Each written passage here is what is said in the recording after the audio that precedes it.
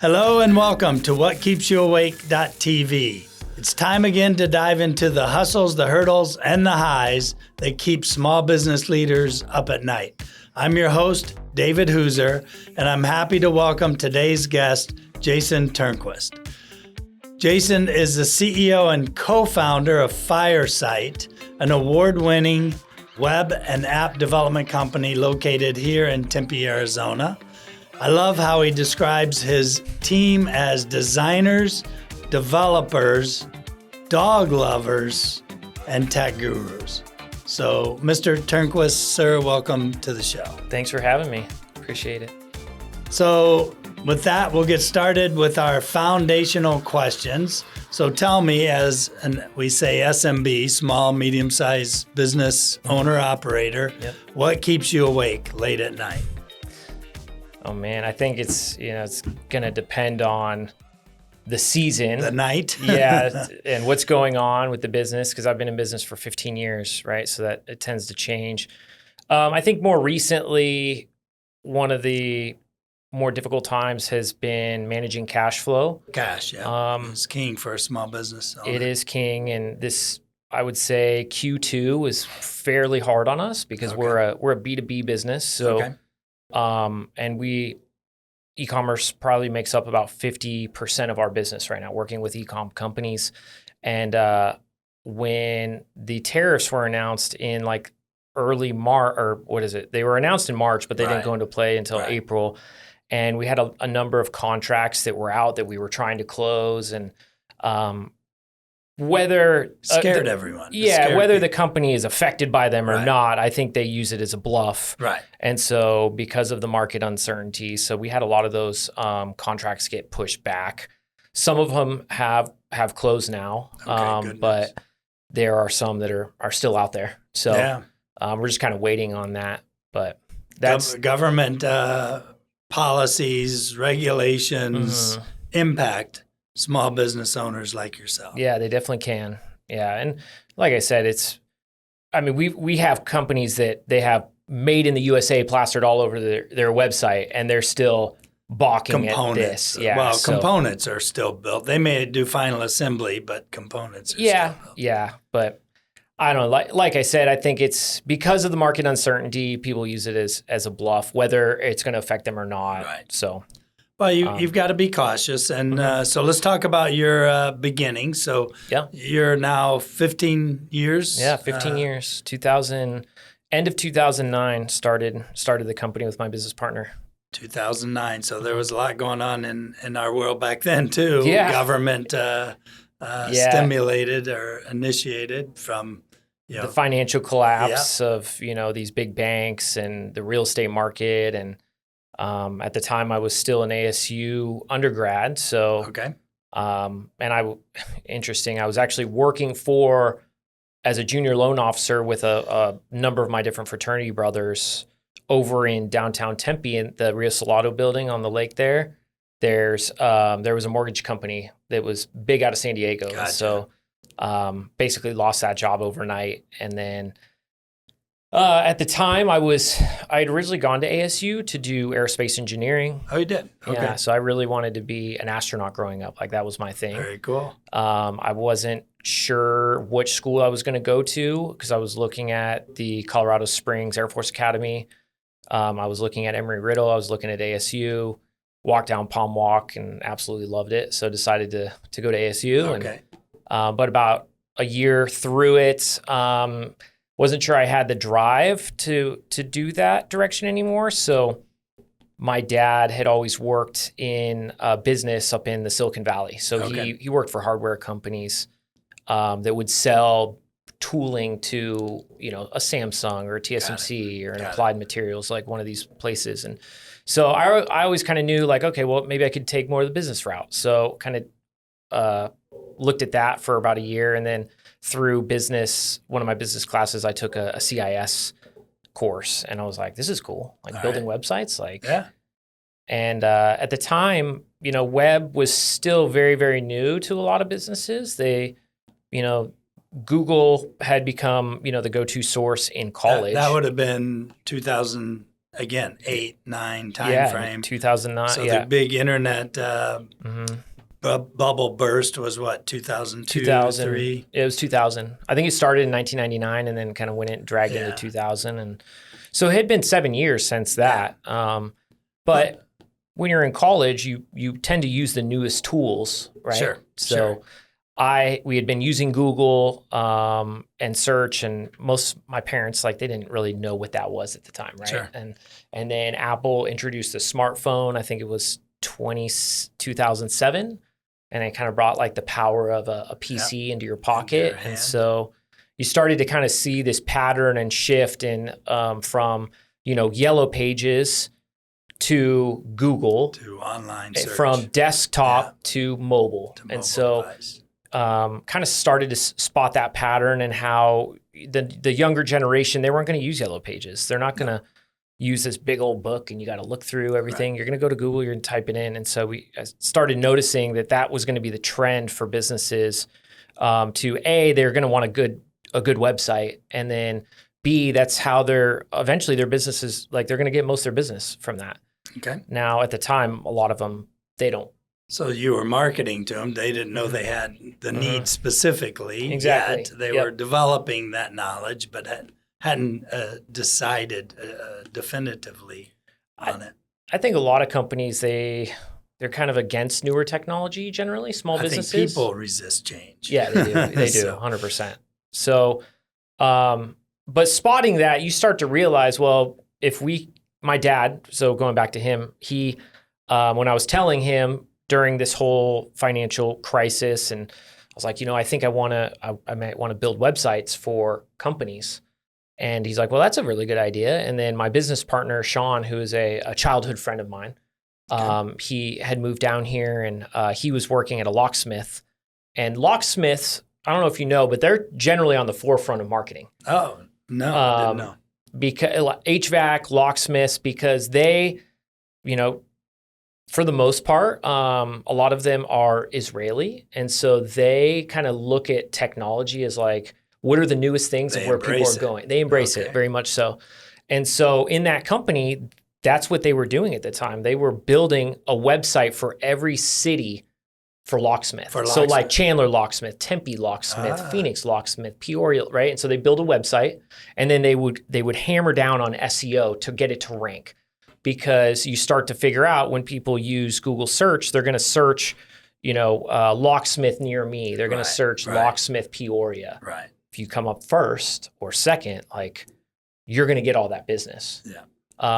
So at least get a shot at it. So exactly. No, yeah, you will. Like, you'll get more calls than anybody. So, so kind of looking back, as we started to venture and be like, well, we can build websites for companies. And my dad had a guy that went to my little brother's school, and he was looking for a website. And so he's like, hey, I got a guy that needs a website. You want to try and bid it out? And so we bid it out, and we built it, and he's still a client today. So. Very cool. That's a good story. So that kicked off in 2008, 9 timeframe? 2009, yep. And 9, okay. Yep. Into 2010. And it was just the two of you at the time, working out of your apartment? Sean's apartment at the time. Yeah, makes sense. So common story. Yep, working out of his apartment. And then one of my fraternity brothers was into design.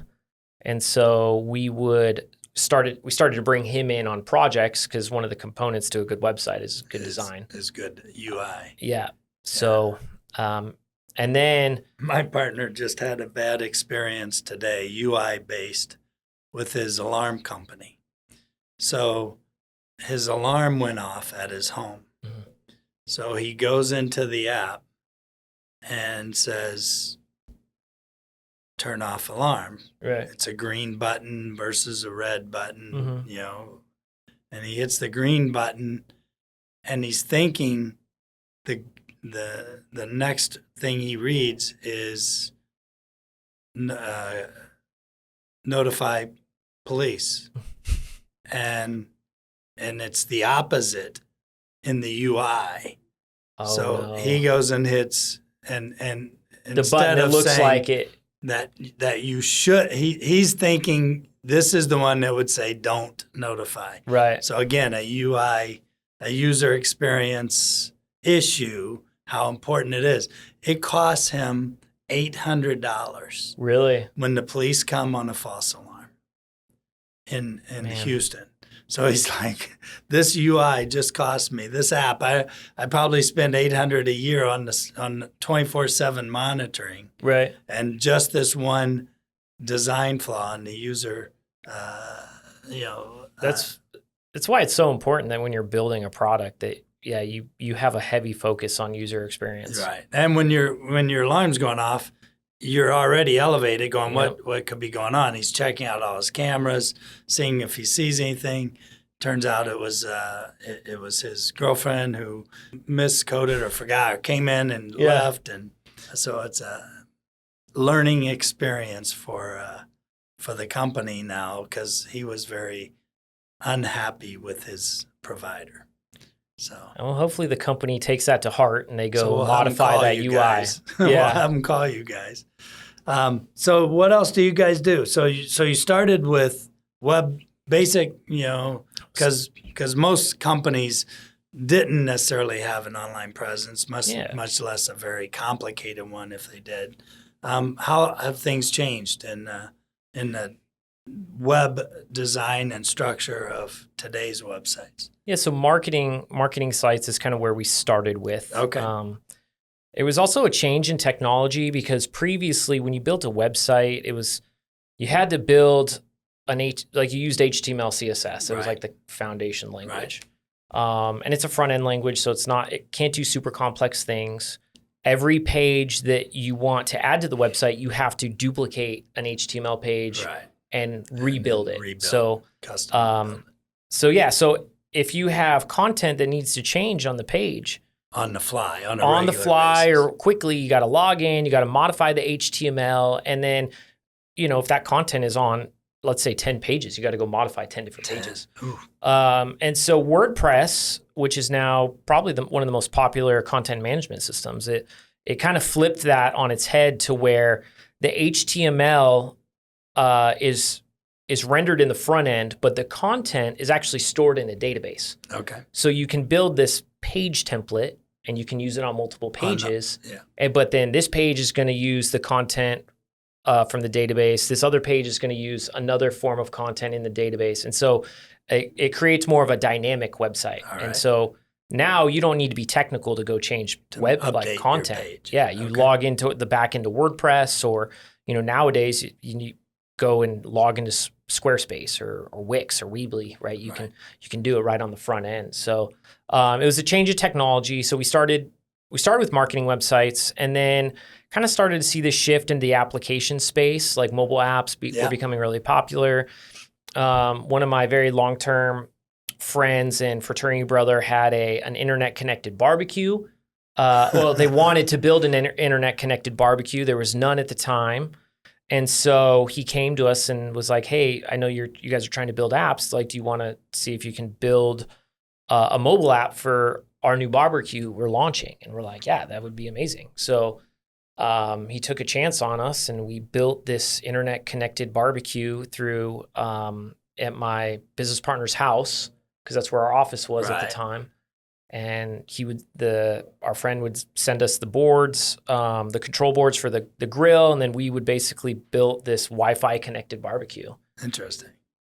Just to turn on and off so they're pellet grills, I should probably mention. So pellet grills you're not just like frying burgers on them necessarily. Like, you're doing long cooks, you're doing briskets, you're doing pork shoulders, you're doing ribs. So you're doing stuff that sometimes takes 12, 15, 18 hours so you to don't cook. Just sit there and wait. And turn it off. Before they had a remote, but it was a radio remote. Right. So, it was only within your house. Well, you got a mobile device. Like, now you can transmit that data to a server. Sure. Now you can run to Target and you can monitor the grill temperature and change the temperatures from it. So it was the first one that was fully connected through a mobile application. Okay. And that was one of your first? That was our first app client. Yeah, that was 2014, I think, is when we started working on it. Okay. Very cool. And then 2015. Now everything you Yeah. have is app-based. Everything, yeah. Yeah. Refrigerator, microwave. And most important for me, my hot tub. There you go. Yeah. On your way home, you fire it That's up. right. Yeah, Get it's already the hot by tub the time ready. you get there. So how do you see your world in next 24, 36, 60 months?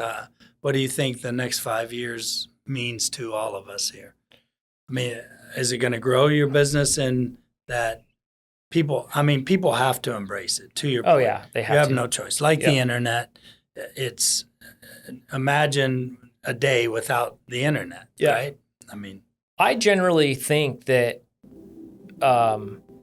AI is really good for small business. yeah. So what you're going to see is more people feel comfortable starting a small business, and they're going to run smaller teams that are more efficient. Right. And so instead of having to have all these different roles, you'll be able to do the same amount of work with half the people.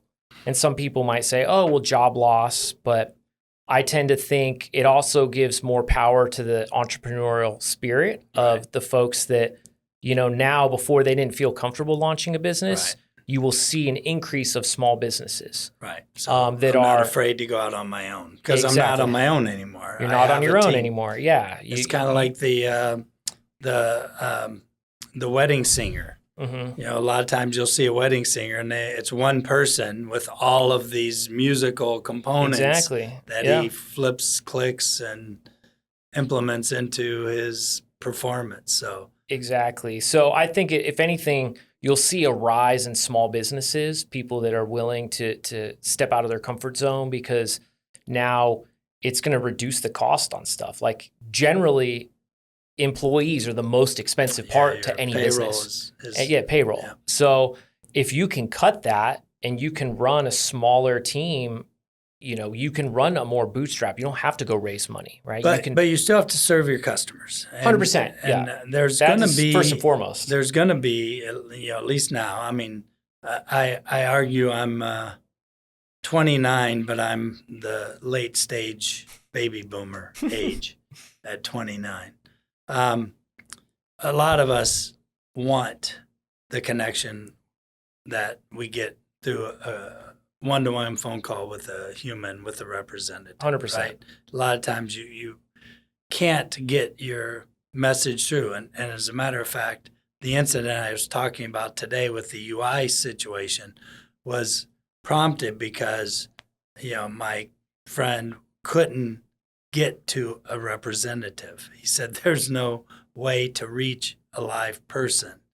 So he had no choice but to take that path. So I'm a big believer that there are certain aspects of the business that you always want to have human touch, and you never want to outsource that to AI. One of those being customer service or sales. Right. And so a long time ago, we made a policy that if you call our phone number, you will always get a human. Get a person to answer. There's nothing more frustrating than calling someone and having to hit this button and then that button and that. So I think that there are certain things that you always want to have that human touch, but the things that are more repetitive that you don't need the human touch, that's what you outsource to AI. Right. Behind the scenes. Mm-hmm. So do you see, is that something that you're focusing on now for AI tool development, agent development, process development? Yeah, we actually have a startup that we launched last year in partnership with a client of ours, and it's in the AI. It's an AI tool set for personal injury attorneys. Okay. And so it's called proplaintiff.ai. We built him a prototype originally because one of the things we do is custom software. Sure. So people come to us with startup ideas. Right. And so when ChatGPT first came out, he's like, hey, I want to build this. I have this idea. I'm not sure if it's possible, but I've been using OpenAI to help streamline some of this document preparation. And my paralegal, she's having a hard time understanding it. Could we build a prototype where she just has to input some basic fields and then upload the documents and does everything behind the scenes? And so we built him that, and he was using it internally. And then I'm very much a startup guy. I love startups from the Bay Area. It's like kind of in my blood, I guess. And so after we launched it to him, I'm like, this could be a very useful tool for other personal injury attorneys. We'll have to rebuild it from the ground up because we didn't build it to be what's called multi-tenant. So, but if we were to do that, can we partner? He's like, yeah, sure, build it and then come talk to me. So we built it and then we worked out a deal and we're basically partners on this new AI startup. And it's an efficiency tool for... It's an efficiency tool for paralegals and attorneys. Okay. Yep. Very cool. So you can upload medical documents. It's all HIPAA compliant. You can upload personal information. None of the data that is uploaded is ever used for model training. Right.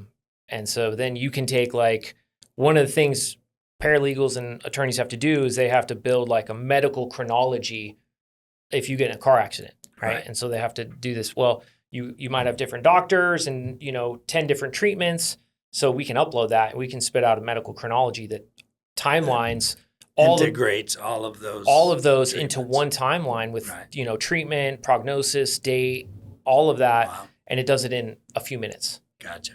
So you can take tasks that historically have taken hours to do, and that's what AI can be really good for. Right? Well, and there are so many things that I use on an informal basis, but now I started, because every time I talk to my attorney, it costs me, $300 to $500. So I'm like, now I use, before I go to talk to a professional services and a CPA, I go ChatGPT and I ask. Yeah. So how should I structure this? It's kind of like I ask all my team throughout my, business life is you write it and then I'll optimize it. Right. Give me a first draft. Right. So now I use, instead of those team members, I just go to ChatGPT, like you said, give it a few parameters and say, now tell me what you think. So I tend to think AI will start to drive down costs on a lot of services because then now it does make things cheaper for the business. And if the business, in order to stay competitive, it has to be competitively priced. Right. So especially with tariffs that are, tariffs. If you're producing products, right? You got to find ways to trim your costs because you're absorbing them right now in other ways, in other areas. So yeah, it makes sense. Do you have, is there any impact? There's no impact on your business for the tariffs other than your customers or some of them. Yeah, they really, because like Shopify, if that's a big component of yours, a lot of that stuff is made and delivered from an overseas source, right? It depends on the store. A lot of them, yes. A lot of brick and mortars, if they're in the manufacturing space, then a lot of it will be coming from overseas. Right. You're also starting to see a rise of people see the opportunity to retool here and get away from doing the tariffs. Right. And they're starting to look at what does it take for me to retool and build it here? Right. Or how can I source this locally to get away from that? So I think there are benefits to it. Obviously it hurt our business in Q2 and but I also tend to think in the long term, it will actually be better for the entrepreneurs in the United States and it will be better for business in the United States. So there'll be a bigger justification. I think so. Building in the U.S. Yeah. And I mean, the cool thing with Arizona is we're kind of at the forefront of a lot of tech. Sure. Right. We have a big tech footprint out here. We have a big EV footprint out here. We have a big AI footprint that is growing. Mm-hmm. All the manufacturing, aerospace. So I think Phoenix is kind of a prime hub to be in this new innovative, future state of business. Right. And so I think that there's a lot of opportunities for the individuals that are willing to step into that. As long as we can find water to cool those data centers. What's really interesting about that? So I don't know if you know, but Palo Verde nuclear power plant. Sure. Are you familiar how they get their water? No. So all the water from Palo Verde actually comes from treated water of Phoenix. Okay. Well, so what they do is all your toilet water that comes out of this building goes through a treatment facility. normally they would pump that water back down into the aquifer, but they actually pipe it over to Palo Verde, because Palo Verde nuclear power plant uses a ton of water. And then they treat it further over there, and then they use that before it goes back. They basically dump the used water into cooling ponds, and they like a lot of it evaporates. Yeah. What doesn't evaporate gets recycled. And so I think data centers in general, there's a lot of tech that is being introduced into them to where most of your data centers now use what's called like open air frames. So it's all air cooled. Air cooling. A lot of the GPU data centers and AI data centers, though, they are doing closed cooling systems. So they can actually run the data centers cooler, or the processors cooler, because they're using a closed loop cooling system. Mm. And then what that also does is then it doesn't require as much water. Right. Because it's all in this closed loop. And recirculated. So I tend to think a lot of the data centers, they have a lot of like regulation towards water usage here. Right. But I'm sure at some point, like they're going to be doing similar to what Palo Verde did, where you're using treated water. Yeah, that makes sense. So what else are you guys working on? So you've got some AI. We have the AI startup and the startup. Mm-hmm. Are you seeing, kind of now that we've gotten through COVID, you said you saw a little slowdown from the tariffs. Mm-hmm. Are you seeing anything different in the product mix that you're seeing for RFPs from your clients? I don't know if I would say that we're seeing a difference in the RFPs yet. I think a lot of the folks that are submitting to us, they either have a product and it is, a lot of the businesses we work with, they're doing anywhere between probably 50, maybe as low as 5 million a year, all the way up to like, we have a few that are, they do $500 million a year. So it depends on what the product is, and it depends on what industry they're in as well. So you're helping them with the launch of a new product for their company. Not even necessarily that. You're seeing a lot more brick and mortar, like small. So Shopify has done a really good job creating this full ecosystem to where you have the e-commerce store for the business. You have the point of sale system, which is connected to the e-commerce store. Right. And then you have what's called the omni-channel sales. And omni-channel is going to be like you selling on Amazon, Etsy, Instagram, TikTok, right? And so you pipe all that in. You use Shopify as kind of like your central hub. Okay. And then you have the point of sale for like if you are running a brick and mortar. So we're seeing a lot more of the small businesses switch to Shopify because they want the all-exclusive experience of you having the point of sale system and their e-com store plus whatever omni-channel sales they're doing. Okay. That way, customer rewards, right? It's kind of become a big thing. Yeah. You sign up your email, you get 5% off, or every dollar you spend, you get a point, right? Well, if your system is all connected and integrated, it doesn't matter where you go. You can always leverage that customer experience. Right. So, you walk into one of our clients is State 48 Apparel. Okay. So they have a location at the Churchill downtown. They have one in Chandler, Gilbert. And so they have this fully integrated system with Shopify. And, if you buy anything online, you could walk into the store and your points transfer. Right. So if anything, I would say we're starting to see a lot more folks want to switch to Shopify. And as a startup, they might start with the point of sale system, and then they're like, okay, now I want to build out the e-commerce store. Right. Okay. So, and your team is the go-to place for them if that's they're what we going do. To use that platform. All right. Yeah, cool. We do a lot of Shopify stuff. So we do redesigns, we do migrations from, let's say, a Magento or a WooCommerce into Shopify. Okay. We do a lot of what we call continuous improvement, which is just working with the organization on a monthly basis to make incremental improvements to user experience, to adding new products, collections, adding new features.